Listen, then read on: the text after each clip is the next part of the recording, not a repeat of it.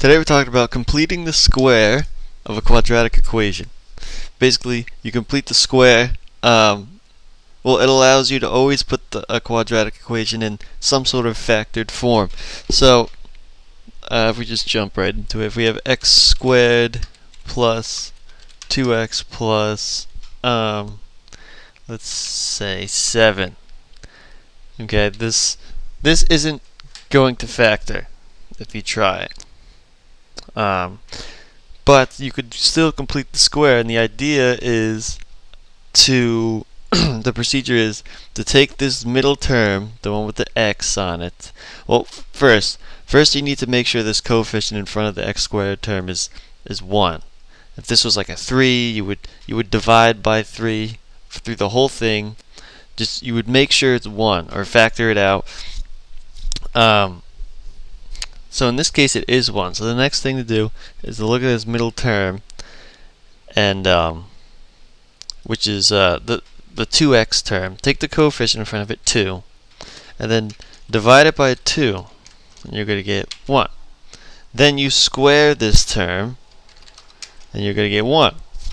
So now what you do is you take this term here, 1, and you add it and subtract it at the same time, because the idea is to not change the equation. If you add and subtract at the same time, then you're not changing it.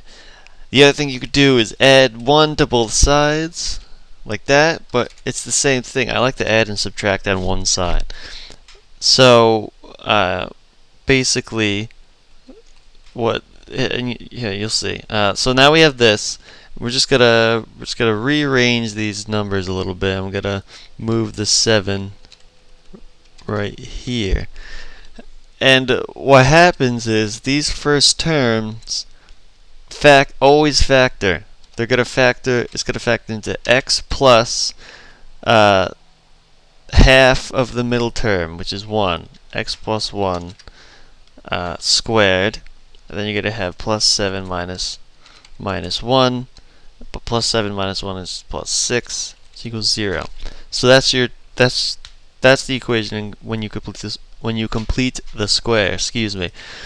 So basically, what happened here basically is you force from these two terms in the front. You basically add another term in that allows the first three terms to become a perfect square trinomial, which you can factor in by conventional methods. Like I said earlier, an easy shortcut into factoring this is that you know it's going to be a perfect square, so you can just put x plus half of this middle term. That's what's always going to happen. Or you can do the whole factors of 1 to add up to 2, which is going to be 1 and 1. So x plus 1 times x plus 1 is x plus 1 squared. You're basically working backwards. Like if I were to FOIL this, it's basically backwards foiling. So let's do another one. How about if we switch this up and make this 3x squared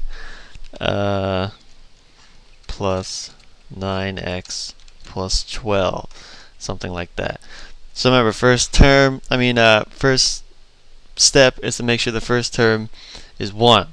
So I have a couple of choices. I can divide by 3 on both sides. It's not going to matter. I could factor it out. Usually you factor it out because it might be in another light where you can't divide on both sides. But so you factor it out. 9 divided by 3 is 3, and then 12 divided by 3 is 4, and there you go. So now you do the same thing. You take this middle term right here, this 3x, divide it by 2. Let's over here. So you divide it by 2, so you get 3 halves, and then you square it, so you get 9 fourths. Okay, so now you can't drop this 3. You need to bring the whole thing down. That's very important. Now, after the second term, you add and subtract 9 fourths plus 9 fourths minus 9 fourths. You always add and subtract this term here after you've squared after you've squared it. Well, after you've divided the middle term by 2 and then square it. So that means that these three terms have to be a perfect square trinomial like we had before. But I mean, if you were to given this, if you're not the best at factoring, you might say, oh man, this is kind of tricky, there's a fraction in there, you know, what am I going to do with this 9/4? But you know that these first three terms have to factor into a perfect square. So, because that's what this whole method does. But basically, remember my shortcut. Basically, you just take this first three terms, take the first three terms, and it's going to be x plus something squared. But remember that plus something is half of the middle term, which is 3/2. So x plus 3/2. And if you FOIL this out, you will indeed get these three terms right here. You can check that for yourself. So now we just have to add these two together.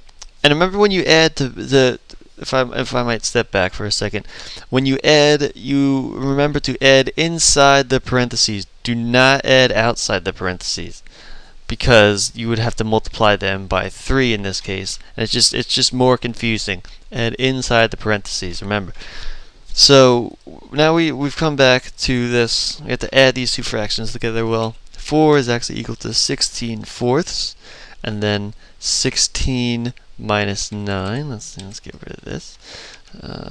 Over 4, 16 minus 9 is 7, right? Because 9 plus 7 is 16. And was it a plus? Let me yeah, it is a plus. Plus 7/4. Yes. So now we could bring this 3 in. Let's see. Well, bring the 3 in. It's going to be 3, and then 7 times 3 is 21. And there you go. That's your, when you complete the square, that's what you get. So that's pretty much it. You pretty much need to remember certain rules, and that is, first you make sure that this first coefficient is 1 by factoring out whatever is in front of it. In this case, it was 3. Then you take the middle term, divide it by 2 and get 3/2, square it and get 9/4. Then you add and subtract 9/4 after that second term. Now, these first three terms are going to be a perfect square trinomial. You factor in the shortcut way. Just say x plus whatever this middle term was. So x plus 3/2 squared. Remember, don't forget that squared. And then plus, you add these two together. Then you can bring in the 3, or whatever you factored out, and that's pretty much it. They all work the same way. Just if you just do a bunch of them, you'll be fine. Thanks for watching.